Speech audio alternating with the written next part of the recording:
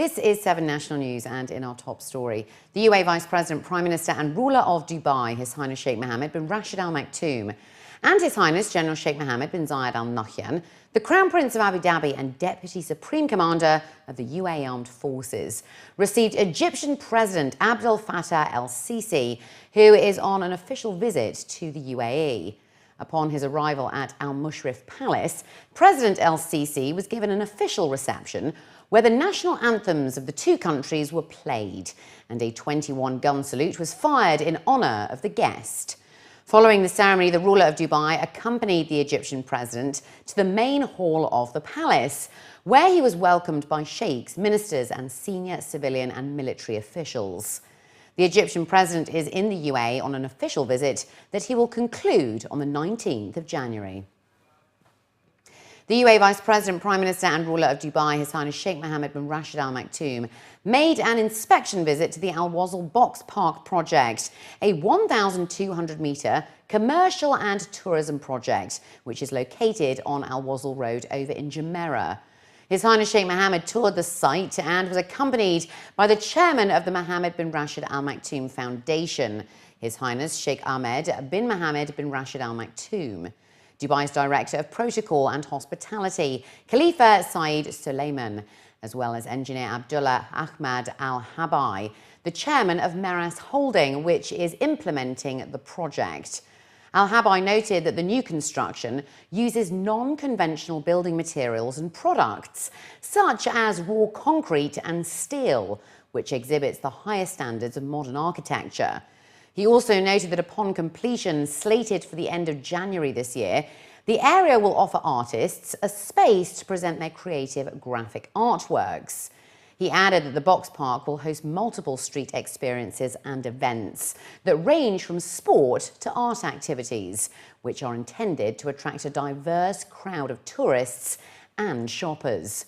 Designed to be a unique family entertainment retail destination, the Box Park will constitute 44 brand stores, in addition to numerous restaurants, cafes and recreational facilities.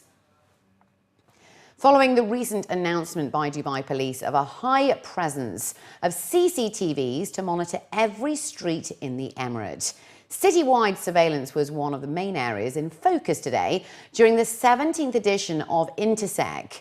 More than 1,237 exhibitors and 54 countries are currently displaying their latest technologies and equipment at what is described as the world's largest global security, safety and fire protection trade show.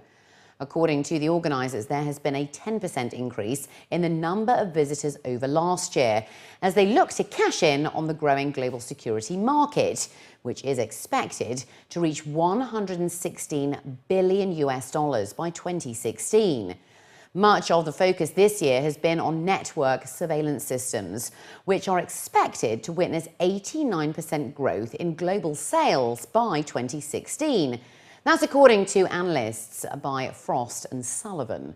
Considering a recent announcement by Dubai Police stating that they have full access to CCTV cameras covering every street, security from G4S expects the surveillance market in the UAE to grow significantly. Residential security was identified as a key sector witnessing growth as a result of regulations making it mandatory for every commercial and residential building to be equipped with CCTV cameras. People are aware through some of the media reports recently that most of the city is indeed covered. That reduces crime and that prevents crime. When a crime does actually happen, there is a lot of information that the police have that they can quickly respond and get their assets to respond to any incident, which again reduces any further possibilities of additional crime. The annual event is often viewed as an opportune time for companies to launch their latest products.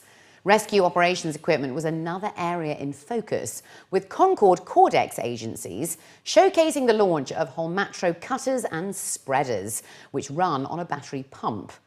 With cutting emergency response time high on the agenda for Dubai Police, the next generation battery technology provides around 90 minutes of continuous operation.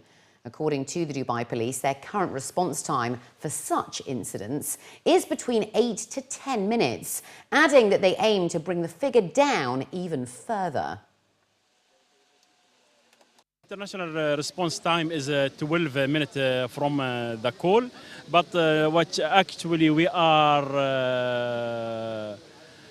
having is we are doing more than 93% within 7 to 8 minutes. Before, there used to be through an engine, motor with a diesel, but now this is through a battery, the power come.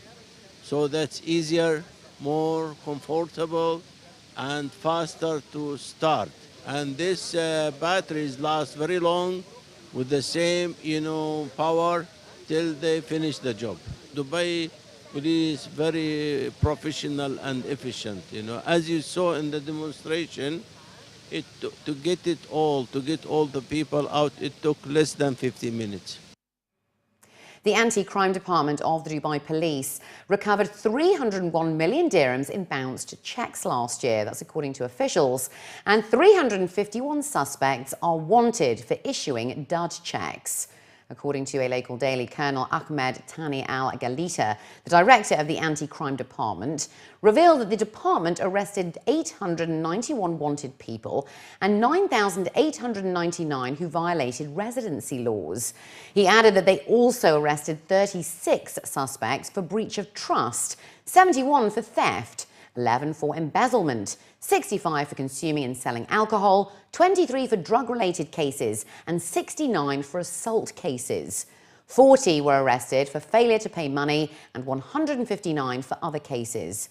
Bin Galita said that of those arrested, 218 were Arabs, 189 Pakistanis, 123 were Indian, and 103 were AGCC nationals. 83 were Bangladeshis, 20 Filipinos, and 113 from other countries. Dubai Healthcare City is set to introduce a license for visiting physicians that will allow specialists to practice on a short-term visa. The new visa looks to encourage the healthcare tourism sector and will feature qualifications and history of practice of visiting professionals. It will also be valid for a month at a time and renewable up to 3 times a year.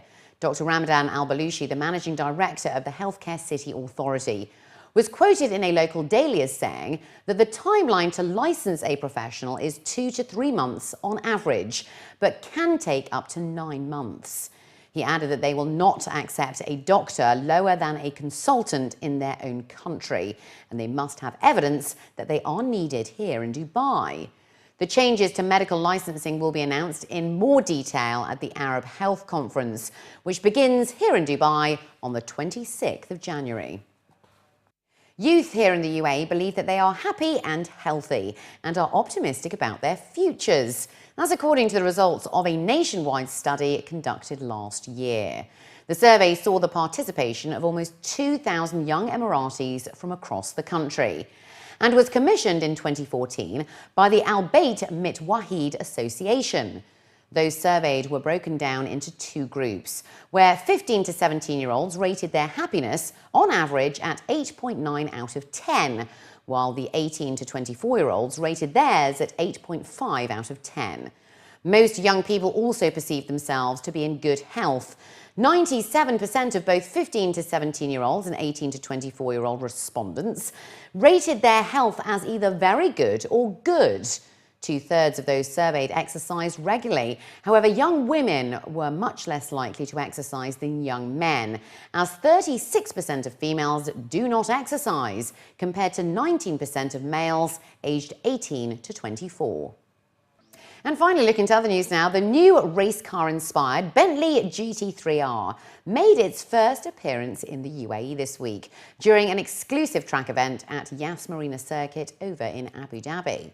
According to the company, the GT3R is highly anticipated by car fans here in the Middle East, which stormed to victory at the second round of the Endurance Series at Silverstone, the first UK race for Bentley for 84 years. Under the bonnet, Bentley engineers have developed a retuned version of the company's race-proven high-performance 4-litre twin-turbo V8 for the new two-seater GT.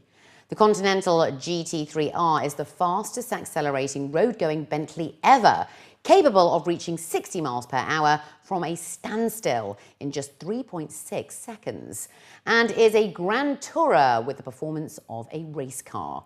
Robin Peel, the head of marketing and communications, was quoted as saying that in the GCC, our customers tend to know exactly what they want, and this ultimate offering from the Continental range will certainly appeal to those wanting to experience race car performance, but without comprising luxury.